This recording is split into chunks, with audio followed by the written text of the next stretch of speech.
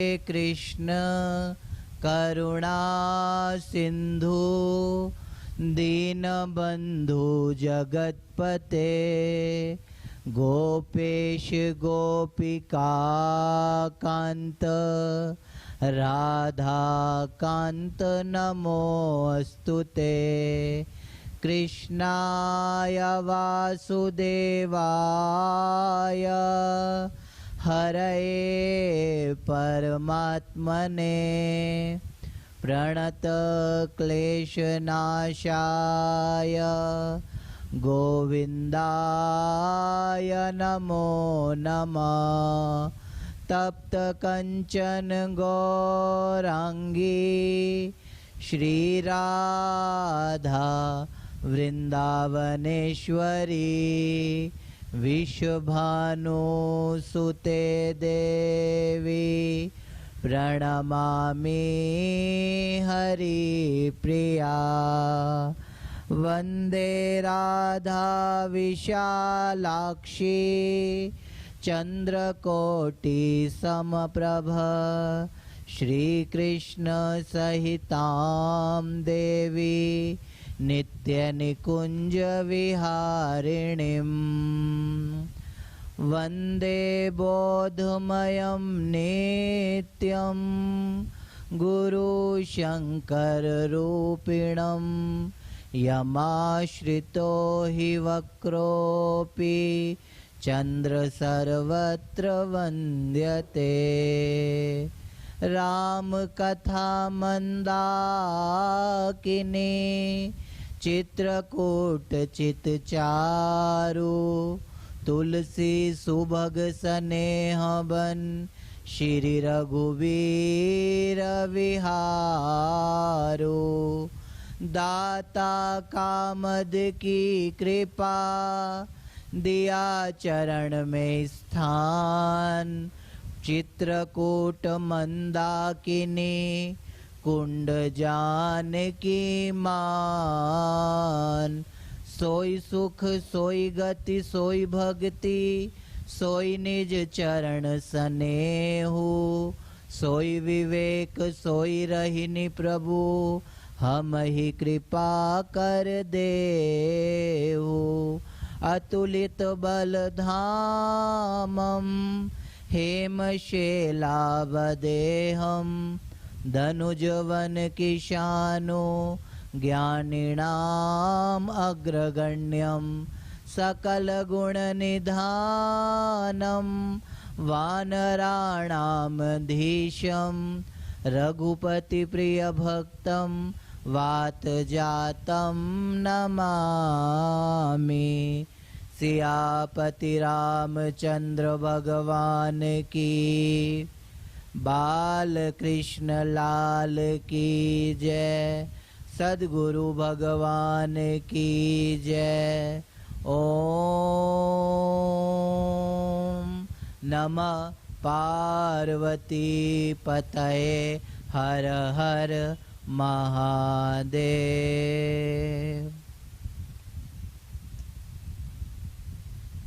सभी कुछ मिनटों के लिए भगवत नाम का आश्रय करेंगे, फिर हम सब आज के भाव में प्रवेश करेंगे।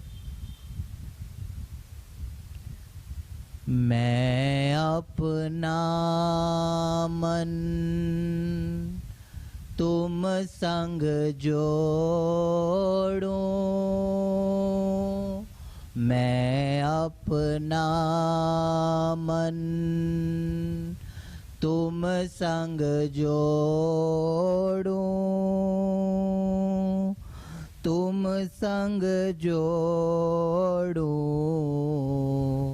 सबन सो तोड़ूं।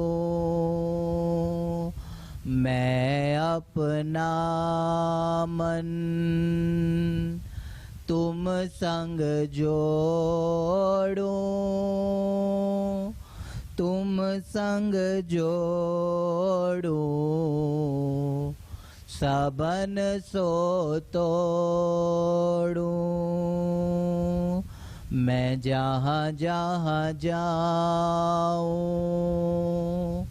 तुम्हारी सेवा। मैं जहाँ जहाँ जाऊँ तुम्हारी सेवा। तुम सा ठाकुर और न देवा। मैं जहाँ जहाँ जाऊँ तुम्हारी सेवा। तुम सा ठाकुर और न देवा। साची प्रीत जो तुम सो जोड़ी। साची प्रीत जो तुम सो जोड़ी। तुम सो जोड़ी सबन सो तोड़ी। मैं अपना मन हरि संग जोड़ूं। हरि संग जोड़ूं सबन सो तोड़ूं। मन क्रम वचन तुम्हारी आशा। मन क्रम वचन तुम्हारी आशा। ऐसी भगति करे रे दासा। मन क्रम वचन तुम्हारी आशा। ऐसी भगति करे रे दासा। मैं अपना मन तुम संग जोड़ूं। तुम संग जोड़ूं सबन सो तोड़ूं। मैं अपना मन तुम संग जोड़ूं। तुम संग जोड़ूं सबन सो तोड़ूं। बोल हनुमान जी महाराज की।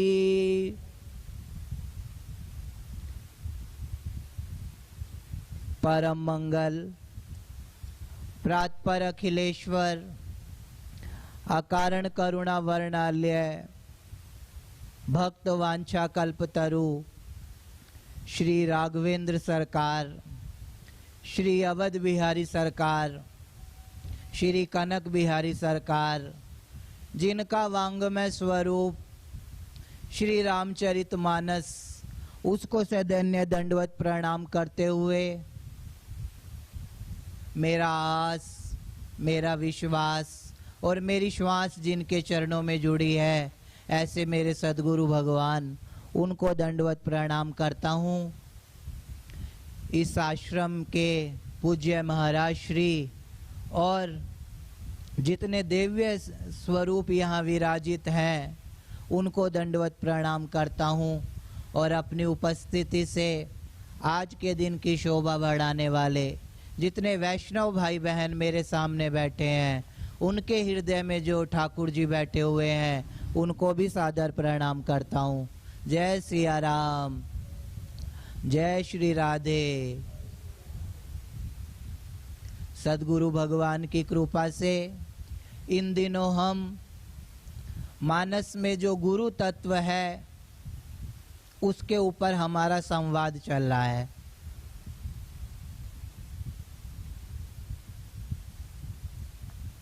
कहते हैं मानस में गोस्वामी जी, क्या कृपा सिंधु नर रूप हरि बंदौ गुरुपद कंज और जासु बचन रवि कर निकर महामोहतम पुंज।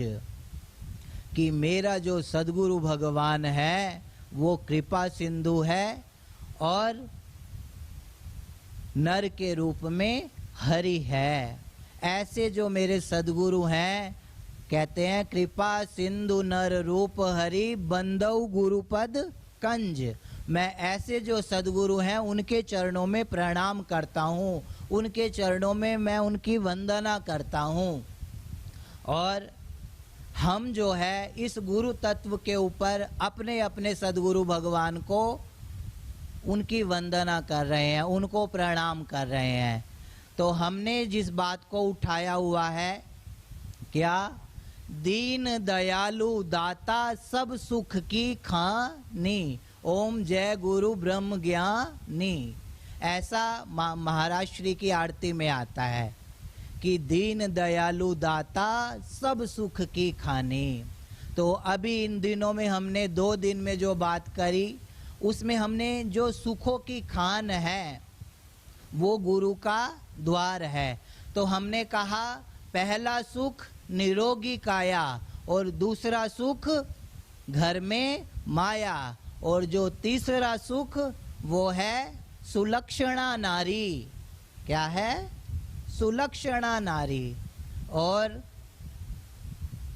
आज जो है वो मातृ दिवस है। क्या है? Women day. उसकी भी आप सबको बहुत बहुत शुभकामनाएं।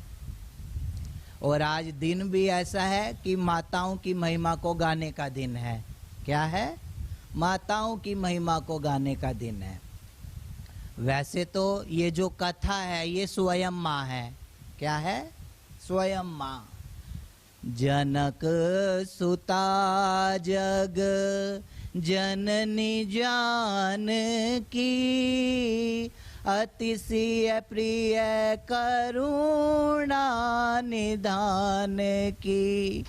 ताके जुग पद कमल मनावऊ जासु कृपा निर्मल मति पायऊ। जय जय गिरिवर राज किशोरी जय महेश मुख चंद्र चकोरी। जय गज बदन षडानन माता जगत जननी दामिनी दूति गाता। भव भव विभव पराभव कारिणी विश्व विमोहिनी स्वबस विहारिणी।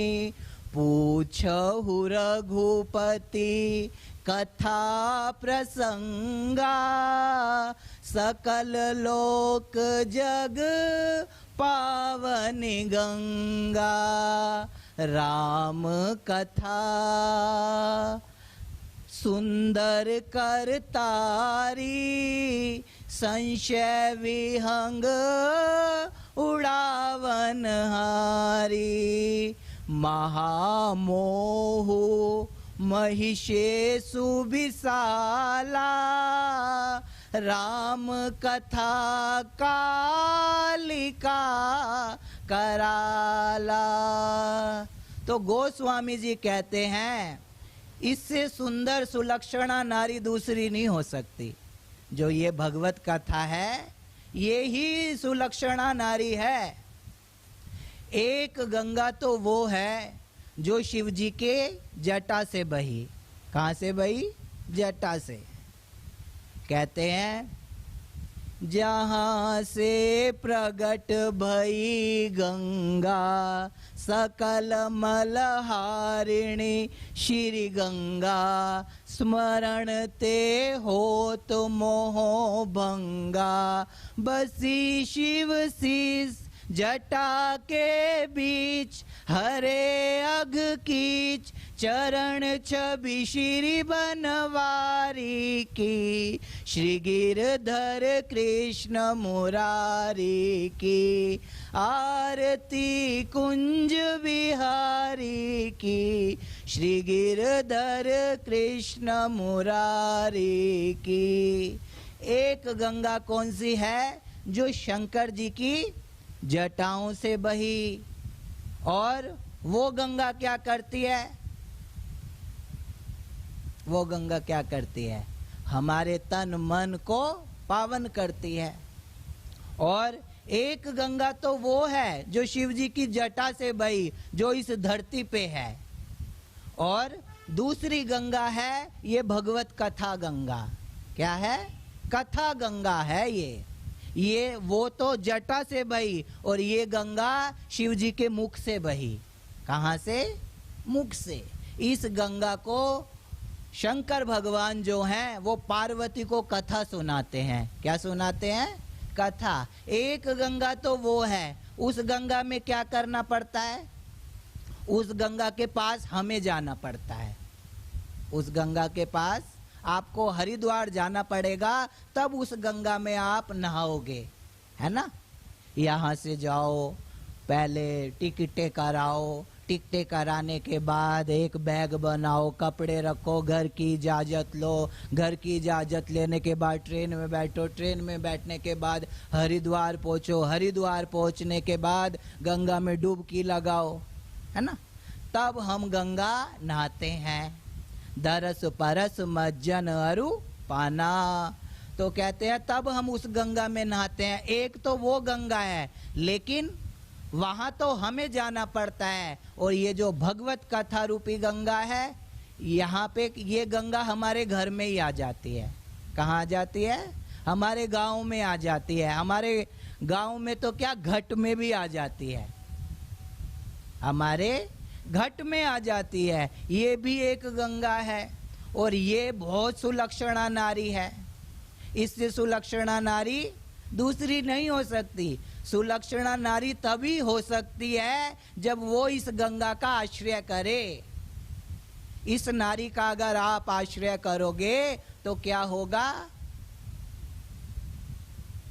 आपके अंदर सुलक्षण आएंगे। तो ये है कथा गंगा। क्या है? कथा गंगा। तो एक गंगा शिव जी की जटा से बही और दूसरी गंगा उनके मुख से बही। कहते हैं क्या, आज तो माताओं का दिन है, नारियों का दिन है। कहते हैं जननी जने तो भक्त जन, जननी जने तो भक्त जन, या जन फिर शूर, नहीं तो तू बांझ भली काहे गवावे नूर। अगर तुझे किसी को जन्म देना है तो किसको जन्म दो? भक्त को। किसको दो? भक्त को जन्म दो, जो इन शास्त्रों को व्यवस्थित करे, इन शास्त्रों को पढ़े और आपको भगवान के सन्मुख करे। क्या करे? धन्य है वो माँ जिसने आदि गुरु शंकराचार्य भगवान को जन्म दिया। धन्य है वो माँ जिसने रामानुजाचार्य भगवान को जन्म दिया। धन्य है वो माँ जिन्होंने निम्बार्काचार्य को जन्म दिया। धन्य है वो माँ जिसने क्या कहें संतों को जन्म दिया, जिसने क्या कहें गुरु गंगेश्वर जैसे महाराज जी को जन्म दिया। वो सभी माताएं धन्य हैं। क्यों? क्योंकि उन्होंने भक्त को जना। किसको जना? भक्त। लेकिन सबको एक बात कहलाने में बहुत मजा आता है आज के समय में कि मेरा बच्चा डॉक्टर है, मेरा बच्चा इंजीनियर है, मेरा बच्चा साइंटिस्ट है। लेकिन अपने बच्चों को भक्त भी तो बनाओ। क्या बनाओ? भक्त।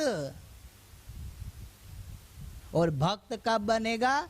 जब इस जो सुलक्षणा नारी है भगवत कथा, जब इसकी शरण में आएगा तब आपका बच्चा भक्त बनेगा। सब चाहते हो ना कि हमारा बच्चा राम बने, हमारा बच्चा कृष्ण बने, सब चाहते हैं।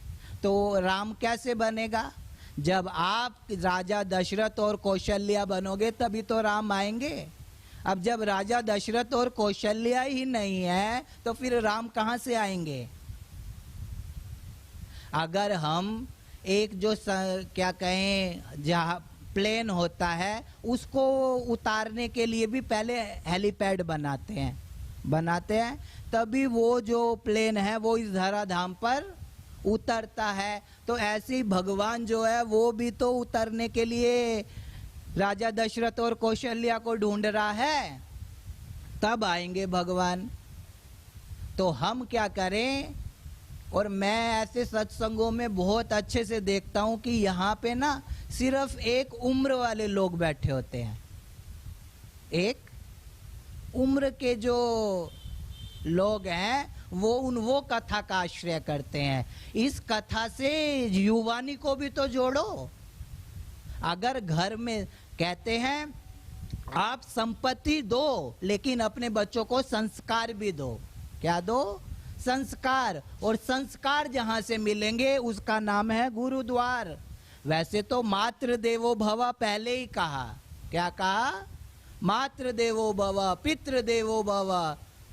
तो माँ तो पहली जननी है ही। एक जन्म तो तब होता है जब क्या कहें बच्चा जन्मता है इस धरती पर, लेकिन दूसरा जन्म कब होता है? जब वो किसी गुरु के मुख के जो वचन है उससे उसका प्रागट्य होता है। तो जननी जने तो भक्त जन। किसको जन? भक्त को। लेकिन आज की माताएं, एक बच्चा था छोटा सा, आज की माता थी, मतलब आज वाली समझ लो। आप तो सब बड़े बड़े हो, आप ऐसे नहीं हो। तो जो आज की माताएं हैं वो कैसी हैं?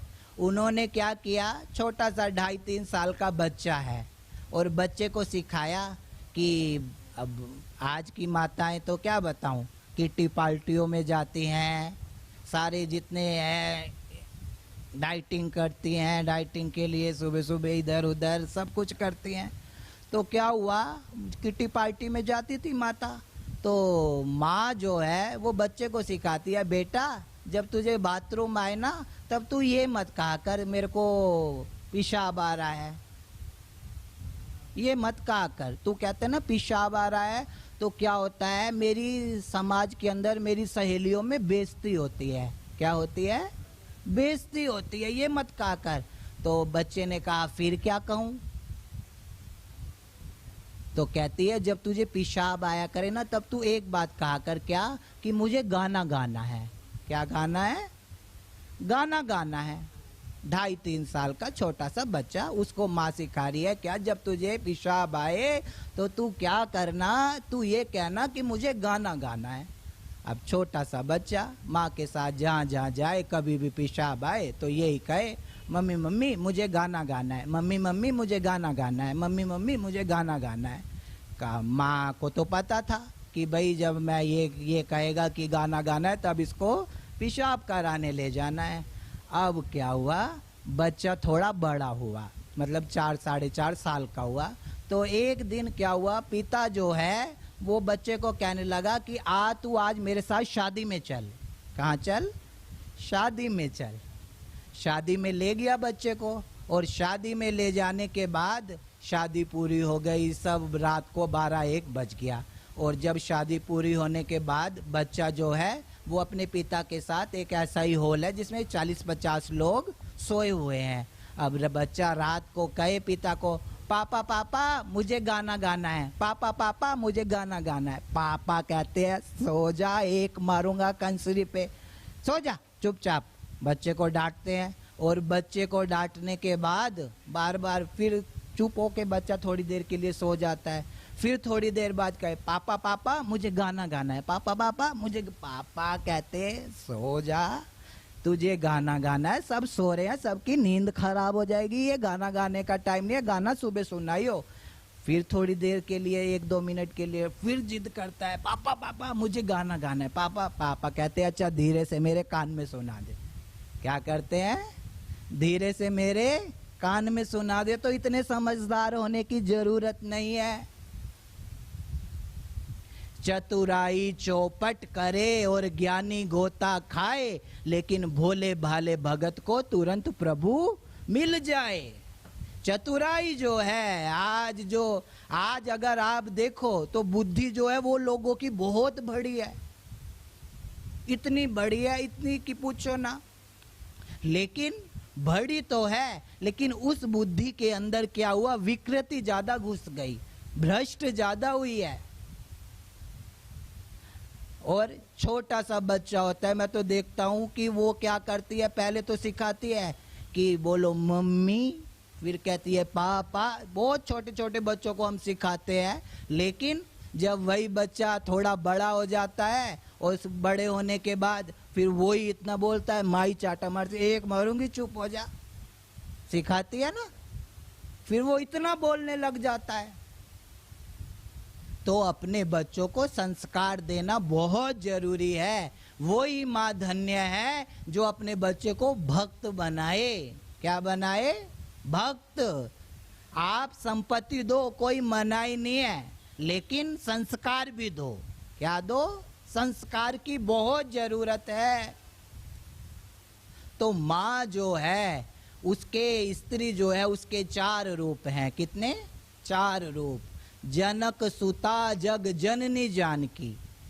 पहले तो जनक सुता वो राजा जनक की बेटी है, जनक सुता जग जननी जानकी, और इस जग की माता है। और तीसरी बात, वो किसी की भार्या है, किसी की पत्नी है। और चौथी बात, वो किसी की बेटी है। जो स्त्री है उसके 4 रूप हैं। कितने? 4 रूप। तो हम क्या करें कि हमारी जो आज की जो महान समस्या है कि समाज जो है वो बिखरता जा रहा है। चाहे वो स्त्री पुरुष में अगर देखो शादियां होती हैं, कहाँ उनमें आज के समय में वैसा दाम्पत्य रहा कि हम फिर चाहते हैं कि हमारे बच्चे जो हैं वो राम कृष्ण बने। तो ऐसा तब ही हो सकता है जब आप अच्छी नारी बनोगे, आप सत्संग से जुड़े रहोगे। हमारे यहाँ तो राक्षस के कुल में भी भक्त पैदा हो सकता है, ऐसी व्यवस्था है। ऐसी व्यवस्था है कि राक्षस के कुल में भी भक्त पैदा हो गया। क्यों? क्योंकि कयाधु जो है वो सुलक्षणा है, और ऐसा भक्त कि जिसकी श्रद्धा देखो तो डिगमगाने वाली नहीं, और उसका विश्वास देखो तो वो भी ऐसा कि उसको भी कोई हिला नहीं सकता, ऐसा भक्त। और जितने देवता हैं, नरसिंह प्रकट हुए तो भगवान के मुख को देख के डर रहे हैं। क्या हुआ? डर रहे। लक्ष्मी जी तक आई उनका दर्शन करने के लिए, लेकिन लक्ष्मी भी डर के भाग गई कि ये मेरा पति कैसे हो सकता है, वो भी डर के भाग गई। लेकिन भक्त प्रहलाद क्या करता है? मुख का दर्शन नहीं करता, चरण का दर्शन करता है। किसका? चरण का। और चरणों का दर्शन कर रहा है तो उसको पैरों में घुंघरू दिखाई दे रहे हैं, मुंह का दर्शन नहीं कर रहा। तो क्या कहें, राक्षस के कुल में भी भक्त पैदा हो सकता है, ऐसी हमारे यहाँ व्यवस्था है। लेकिन ये तब ही हो सकता है कि जब माँ जो है, घर की स्त्री जो है वो सुलक्षणा हो। अगर वो खराब हो जाती है तो पूरा घर खराब हो जाता है। और वो अगर भक्त है तो फिर उसके घर में भक्त पैदा होगा ही होगा। तो इसीलिए माँओं की बहुत जिम्मेदारी है अपने बच्चे को बनाने के लिए।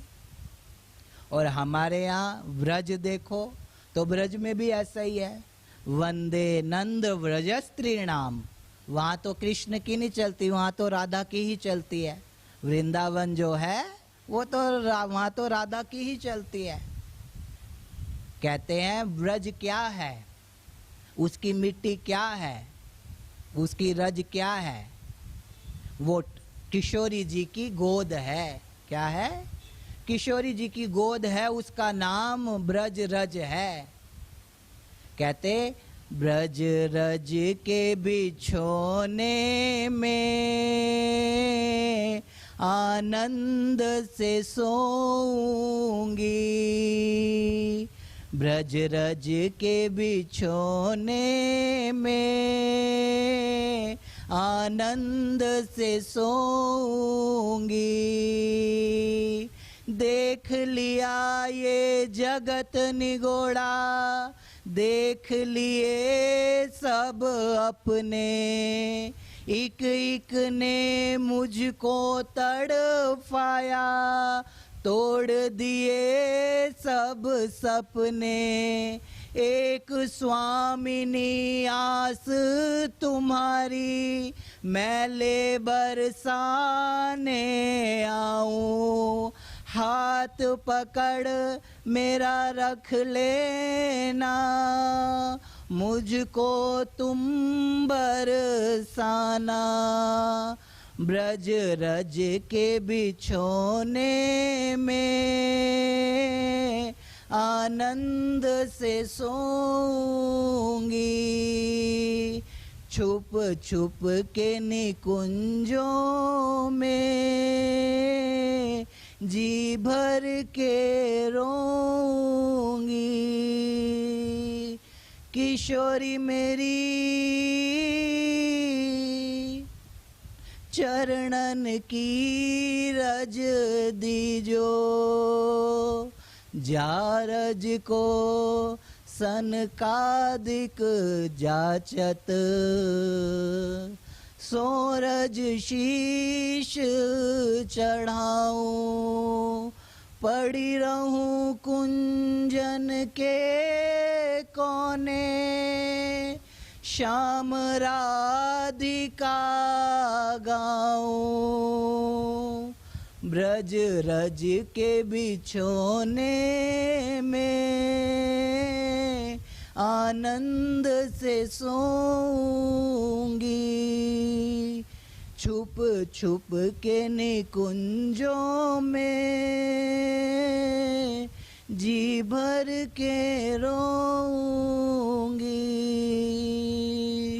गोपी का वेश लिए जहाँ कृष्ण दीवाना है, जाके श्री जी के चरणों में सर्वस्व लुटाना है।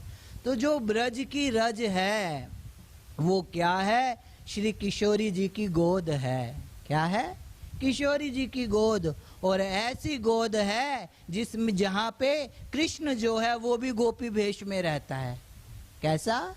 गोपी वेश में। तो जो ऐसा है जिसके अंदर गोपी भाव है, कहते हैं एक बार मीराबाई वहां गई जीव गोस्वामी का दर्शन करने। कहाँ गई? जीव गोस्वामी जो हैं उनका दर्शन करने गई। और उनका दर्शन करने गई तो कहते हैं, मीराबाई कहती है मुझे स्वामी जी का दर्शन करना है।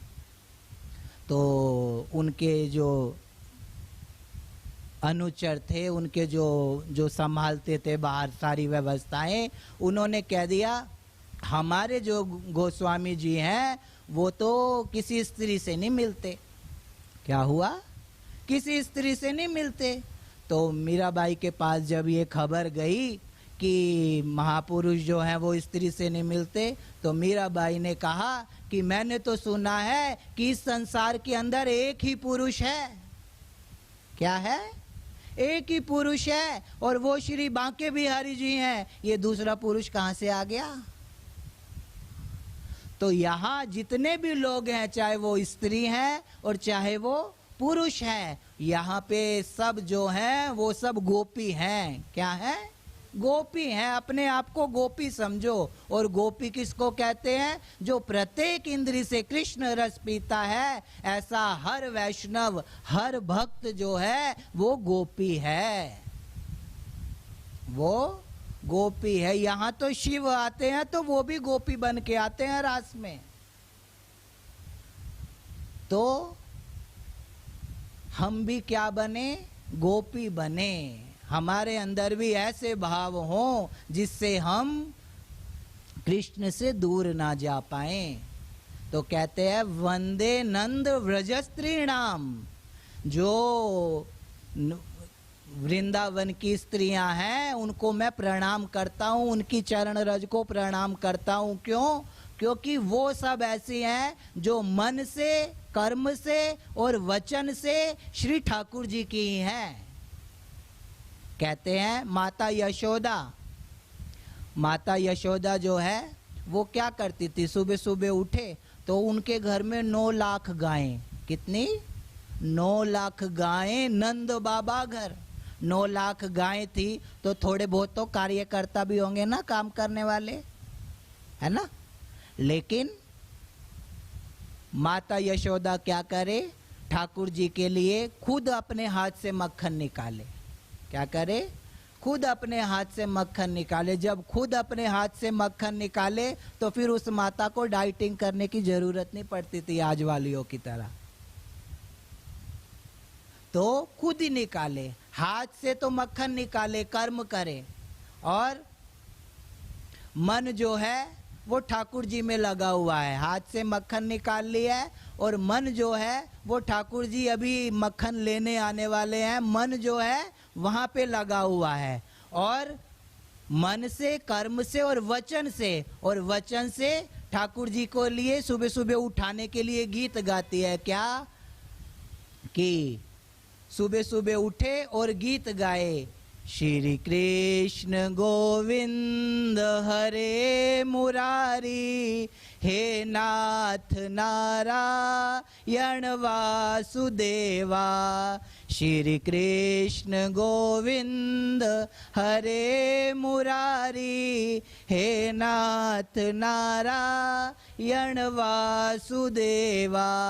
माता यशोदा हरि को जगावे, उठ मेरे प्यारे नैना खोलो। माता यशोदा हरि को जगावे, उठ मेरे प्यारे नैना खोलो। द्वारे खड़े गोप तुझको पुकारे, गोविंद दामोदर माधवेती। द्वारे खड़े गोप तुझको पुकारे, गोविंद दामोदर माधवेती। श्री कृष्ण गोविंद हरे मुरारी, हे नाथ नारायण वासुदेवा। तो हाथ से तो क्या कर रही है? कर्म कर रही है, मक्खन निकाल रही है। और मन जो है वो ठाकुर जी में लगा हुआ है। और ठाकुर जी में लगने के बाद इंतजार कर रही है कि लाला उठेगा और वो आके अभी मेरे से मक्खन मांगेगा। और मुख से, वचन से ठाकुर जी की लीलाओं को गा रही है, उसका गायन कर रही है। और उसने क्या किया हुआ है? उसके थोड़ी अच्छी हट्टी खट्टी है तो उसके चोटी जो है उसमें उसने गजरा लगाया है। और जब हिल रही है ऐसे करती करती करती करती तो उसके जो गजरे के फूल हैं वो कहते हैं हम आपके सिर में बैठने के लायक नहीं है। हम तो फिर ऐसे जब हिलती है तो उनके जो फूल हैं वो माता के चरणों में गिर जाते हैं। तो जब हम मन से, कर्म से, वचन से एक होंगे तो फिर क्या होगा? ठाकुर जी हम पे जल्दी प्रसन्न होंगे। देखो भक्ति जो है उसका नाम है भोलापन। क्या है? भोलापन। अगर आप भोले हो तो भगवान 1 मिनट में राजी हो जाए। और अगर आप भोले नहीं हो तो फिर जन्म के जन्म भी लग सकते हैं। एक भक्त था, उसका नाम था भोलू। क्या था? भोलू। जैसे भगवान शंकर का नाम है ना भोला नाथ, ऐसे ही उस भक्त का नाम था भोलू। तो आप क्या सोचते हो, भगवान शंकर भोले हैं? भगवान शंकर भोले नहीं है। उसके पास जो आता है ना वो भोला होना चाहिए। वो भोलों का नाथ है, इसलिए भोला नाथ है। वो तो संहार का देवता है। क्या है? संहार का देवता। लेकिन जो उसको भोले भाले लोग हैं, क्या कहें, सरल स्वभाव न मन कटुलाई, जथा लाभ संतोष सदाई। जो भोला भगत है वो भगवान को पसंद है। तो क्या हुआ, एक भोला भगत है और भोले भगत क्या करता है, घर में रहता है। भक्त नहीं है, अभी अपने घर में ही रहता है। और भक्त जो मतलब वो नाम उसका भोला है और घर में रहता है, लेकिन कुछ काम नहीं करता है, कुछ काम नहीं करता। अब जब काम ना करे तो घर वाले रोटी कैसे दे? घर वाले तो तभी रोटी देंगे जब आप कुछ काम करोगे, है ना? तभी तो रोटी देते हो। एक दिन कमा के ना लाए तो कहो जय श्री कृष्णा, आज रोटी नहीं मिलेगी, मना कर दो। तो ऐसे ही है, घर में रहता है, नाम भोलू है। तो माँ बाप रोज कहें कि भाई तू कुछ काम कर, तू कुछ काम कर, तो उस क्या किया, वो तब भी कुछ ना करे।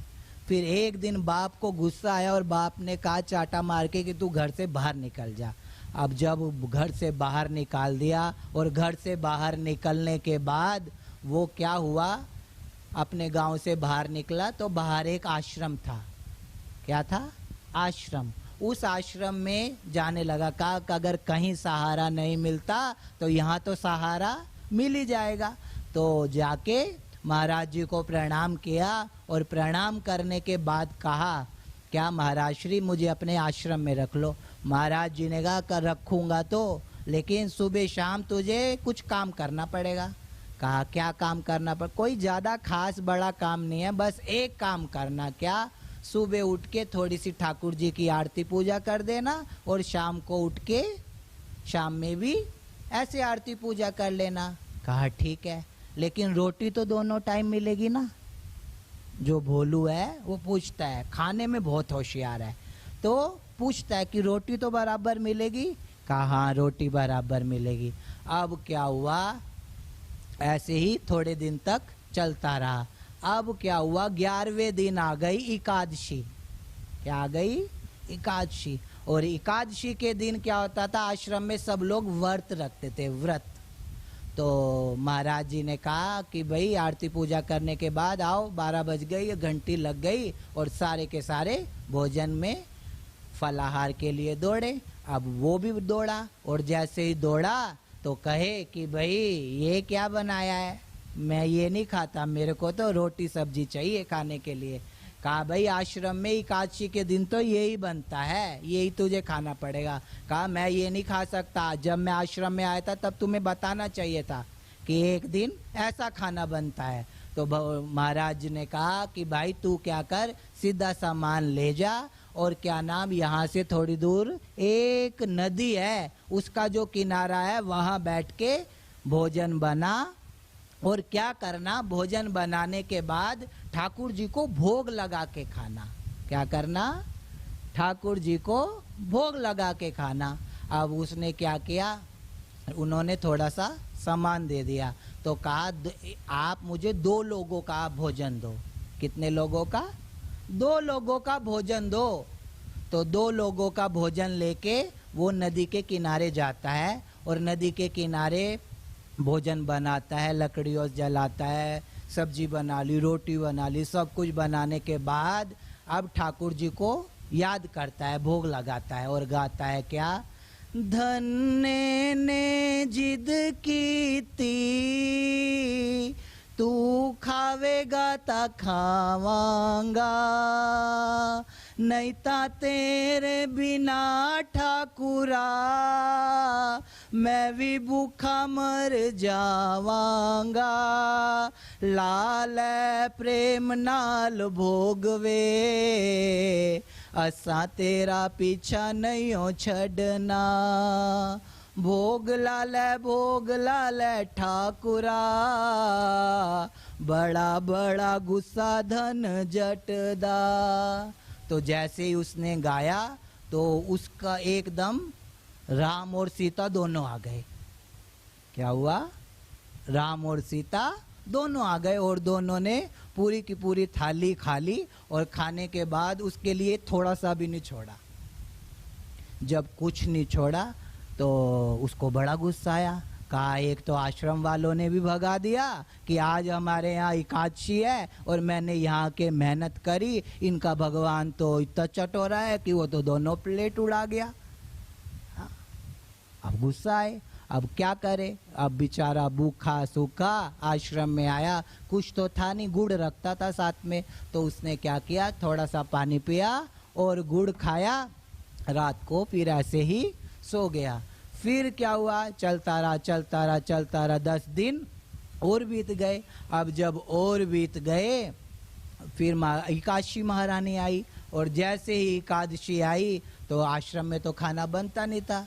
फिर उसने कहा कि मैं तो इस बार, तुम हर बार तुमने पिछली बार 2 का खाना दिया ना, तुम देते तो 2 का, मैं हूँ तो मैं 1, लेकिन तुम्हारा भगवान क्या करता है, 1 को साथ में लेके आता है।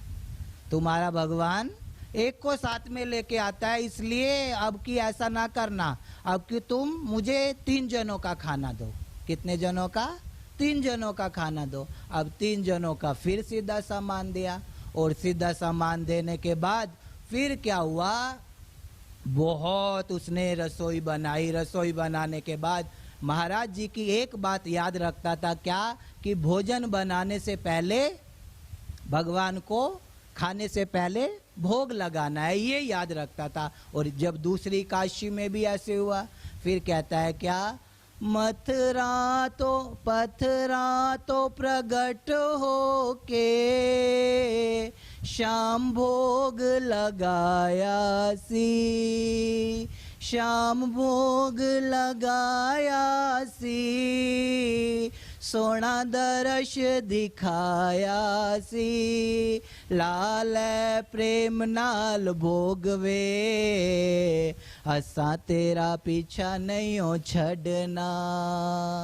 तो क्या होता है, अब जैसे उसने 3 जनों का खाना बनाया, अब क्या हुआ, आज राम सीता के साथ हनुमान जी भी आ गए और तीनों के तीनों भोजन को पा गए। अब फिर खत्म हो गया। अब इसको फिर गुस्सा आया, इतना गुस्सा आया हद से ज्यादा कि भगवान है या बस खाने के लिए ही बैठा है। इतना गुस्सा आया हद से ज्यादा। काफी आज का दिन भी ऐसा ही चला गया, पता नहीं सुबह उठ के किसकी शक्ल देखता हूँ कि पूरा दिन ही खराब मनुष्य निकल जाता है। गुस्सा आया अपने ऊपर और फिर आया, फिर थोड़ा सा गुड़ और पानी पिया और फिर सो गया। अब क्या हुआ, अगली बार फिर एकादशी आई। अगली बार एकादशी आई तो महाराज कहने लगे कि भाई तू क्या कर, वहाँ जा और भोजन बना के खा। तो कहता है इस बार तुम मुझे हर बार 2 का देते हो तो 3 आते हैं और 3 का देते हो तो अब पता नहीं कितने आ जाएं। तो तुम मुझे क्या करो, 10 आदमियों का भोजन दो। कितने का? 10 आदमियों का भोजन दो। कहवे तू, महाराज कहता है भंडारा चला रहा है क्या वहाँ? कौन खाता है वहाँ जाके? ये तो बता दे कौन खाता है।